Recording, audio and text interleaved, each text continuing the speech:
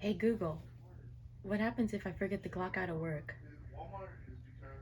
On the website findmyshift.com, they say, if employees forget to clock out, the system will continue to record their hours starting from the time they originally clocked in.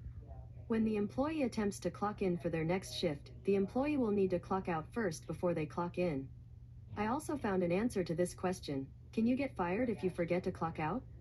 Do you want to hear it? Yes? On the website employmentlawhelp.org, they say, your employer must still pay you for your time worked even if you forgot to clock in or out. The law is on your side, and your employer must pay you for the time that you said you worked. The only way your employer can get out of paying for those hours is by proving that you didn't work that many hours. Hey Google, what is the consequences for not clocking in? On the website spica.com, they say, to look at a practical case, if an employee forgets to clock in and still works a full day, the company must adjust the employee's hours and pay them accordingly. People also sometimes ask me, can I get fired for forgetting to clock in? Do you want to hear the answer?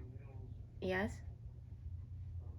On the website avo.com, they say, yes, at-will employment is a doctrine in which an employee can be dismissed by an employer for any reason without having to establish just cause for termination and without warning.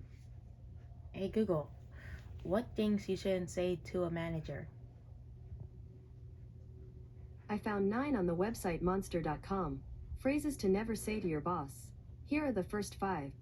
I need a raise. I can't stand working with. It's not my fault. But we've always done it this way. And that's not part of my job. Want me to tell you more? Yes?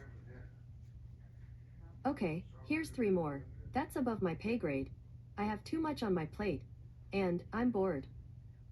To see the whole list, follow the link I just sent to your phone. Hey Google, signs that your job performance review is not good.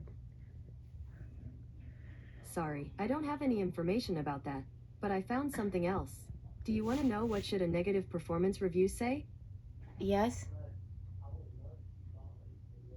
On the website thebalancecareers.com, they say, acknowledge any valid criticism and talk about your plan to improve. Then bring up things you feel are inaccurate, using clear examples that back this up. For instance, if your boss says you have poor time management skills, provide proof that you have, indeed, met all your deadlines. Be willing to change your mind. Hey Google, signs that you're about to get fired from your job. I found 11 on the website Indeed.com. Here are some of the most common signs you may be let go from your job. Here are the first 5. You receive more than one negative performance review. You suddenly start getting left out. Your job seems to get more difficult. You've received several warnings from your manager. And the relationship with your boss changes. To see the whole list, follow the link I just sent to your phone. Hey Google, what is a written reprimand? On the website policies.uoregon.edu, they say, a written reprimand, a letter from a responsible university supervisor to an employee of the university in which that employee's unsatisfactory or unacceptable behavior or work performance is described and the necessity for change is noted. I also found an answer to this question. What is an example of a reprimand? Do you want to hear it? Yes? On the website yourdictionary.com, they say, the definition of a reprimand is a severe or formal scolding by a person of power. An example of reprimand is a group of teenagers being told by a police officer they are wrong to be in the park after it's closed.